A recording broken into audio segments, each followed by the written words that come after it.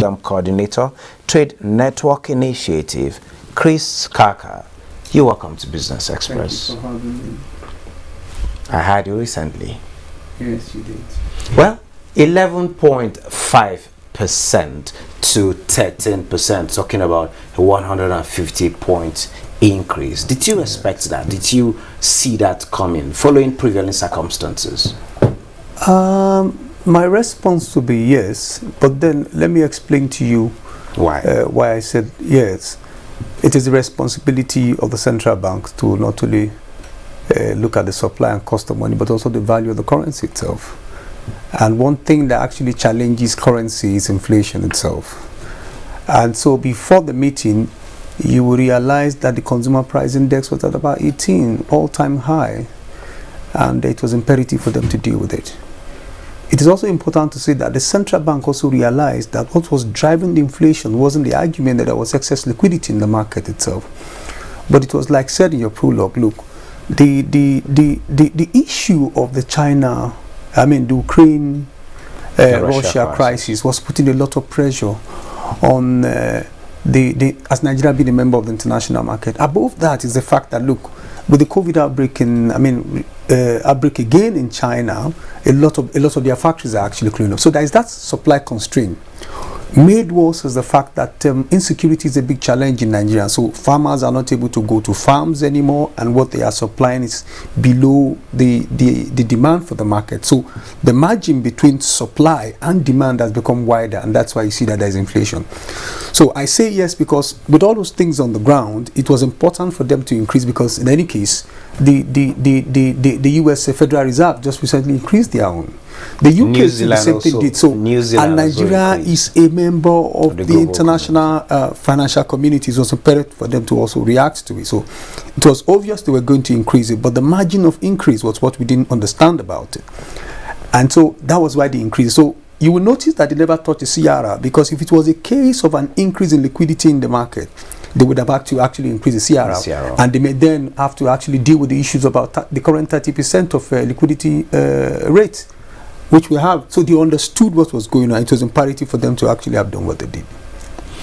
Okay, for the points, 150 points, though the CRR remains steady, liquidity remains steady, all those other parameters have been maintained. Yes. What does this imply for the economy, this particular increase? The increase obviously will be that, look, for households trying to lend for consumptions, you might begin to be facing a higher interest rate for you to pay, and so you want to begin to see a situation where people consumptions is beginning to fall.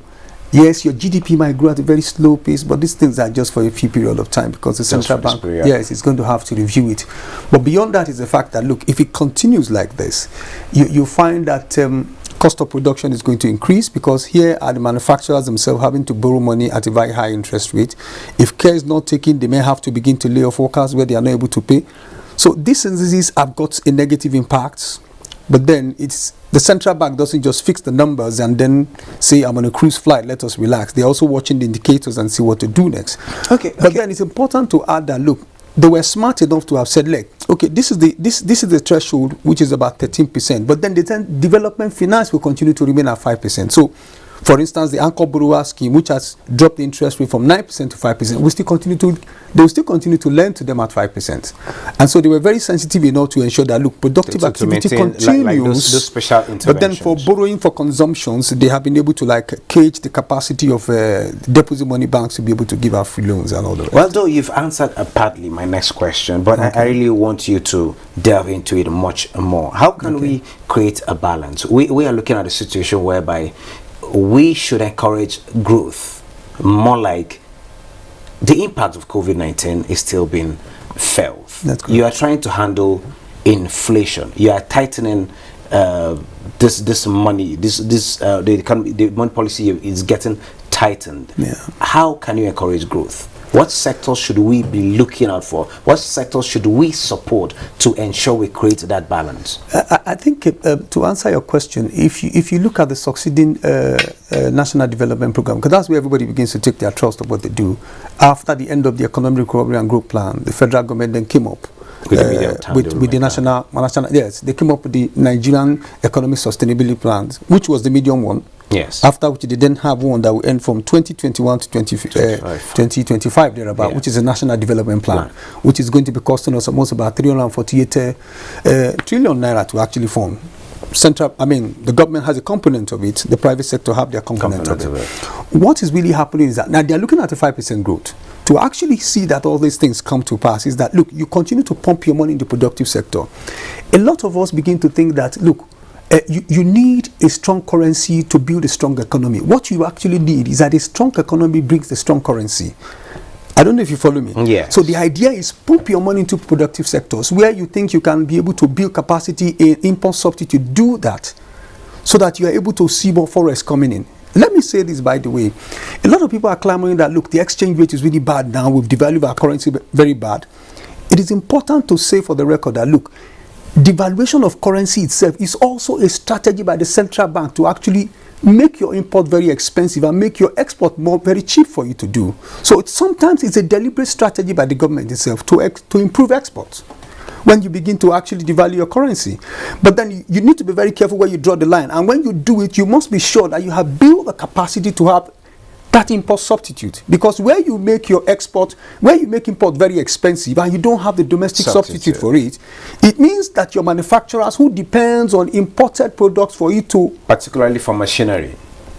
It's like you just created a problem to solve another problem. But yes, still talking about capacity. How then do we look in country to boost capacity for production so that, yes, we know Nigeria is a member of the global community. Whatever happens in China, talking about the supply disruptions as a result of coronavirus, then the Russia-Ukraine war, they also supply disruptions, energy and all that, which we're also dependent. How can we build better in country to a kind of reduce the over-dependence on all of these regions?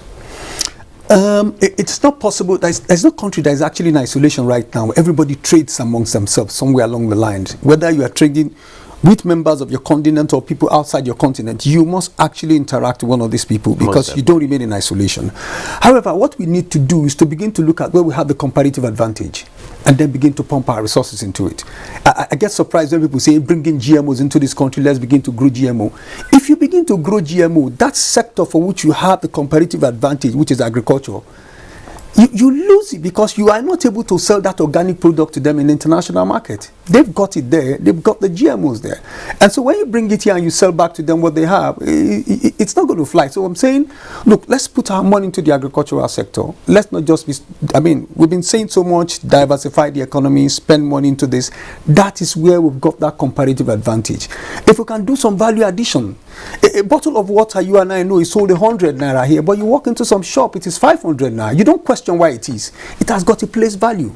Just make sure you add value to it, change it back to where it was, and send it to the right market. Somebody is willing to pay for it, and that will bring in the forex that we actually require in this country.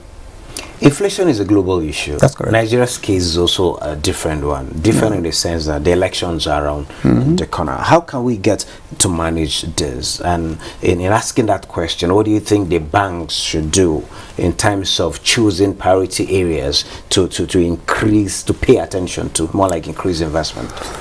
I think every election period, there's all this tendency, and I think that's where the assumption comes for the generality of most people that there's a lot of money in circulation, which is not actually correct. For me, I think government needs to deal with the insecurity problem.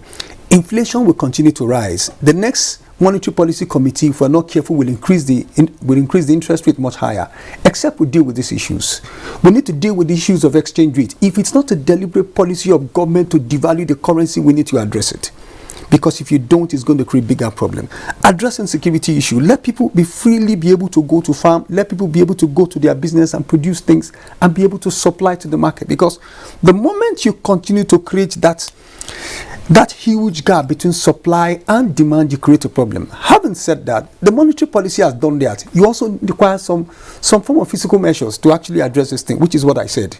Yeah. The executive need to do something. The Ministry of Finance needs to also come up with some form of policies to actually see how they can also help to address this particular challenge, which we have on ground at the moment now.